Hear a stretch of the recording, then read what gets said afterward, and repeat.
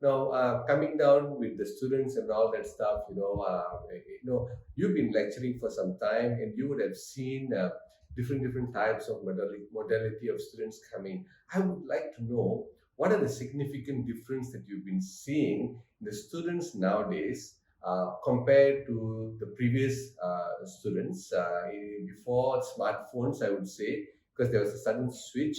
And the reason why I'm asking this, Prof, is basically uh, our generation compared to the earlier generation. This is my opinion. This is what I feel, and I've been talking to many people, and they also feel the same thing. I realized that my previous generation, like my parents, they were having less stress and they were happier. And if you look at their parents, they tend to have relaxed. They go out to their farm and do their stuff. They are not agitated like how we are agitated. Although we have better things around us. We have the smartphone. We can find things. We have some have air cons in their room. They have cars to travel. Some students have not taken the school bus. They've always been taking their car. Parents have been ferrying them. So how do you see it, Prof? Before I pursued my postgraduate degree, I actually worked for a brief stint at the College Matrikulasi Yayasan Saat Lembah Beringin. So I've seen students from A levels and then tertiary levels, degrees. And I also did some part-times in some colleges teaching students doing diploma. So I can say that I've seen students of different levels, A levels to diploma, undergraduate degrees, postgraduate masters, and I have successfully graduated a number of PhD students, both as supervisors, main supervisors, as well as co-supervisors. And definitely throughout this experience, I've seen over time changes in a lot of things. When we are talking about mental health of the students, it become recently obvious that the cases pop up frequently. You heard cases that students are experiencing, psychological issues more so than the previous one. I think there are a lot of factors. Of course, there is no single factors that explain all. But I think one key factors that affect these changes are probably the expectations of self, of the family, and maybe the societal expectations to the students. And when we heard cases of psychological issues or issues of mental health among tertiary level students, we must know that it is not an immediate issue. It's probably a chronic stress they have experienced all the way from primary or secondary schools, and leading up to the tertiary levels and getting severe there. So expectations, especially academic expectations to students to perform well, sometimes can be a main factor. And this should come as no surprise to us, because as a society, we put a lot of emphasis on academic excellence.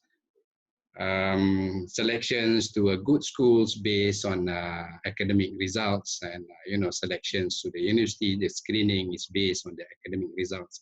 And luckily, government aware of this and introduce a lot of other measures to add to the academic excellence, especially the co-curricular activities, sports participation, and other things. But the academic emphasis is still there, And to complement that, to select students, then comes the points for co-curricular activities and sport activities. Give you examples. If a student excel in sports but do average in academic, they probably will not be selected to good schools, although they have good sports and co-curricular activities, because the main point is the academic. And having these emphasis, the expectations for them to excel sometimes can create stress. And over time, it becomes severe. The chronic stress becomes severe.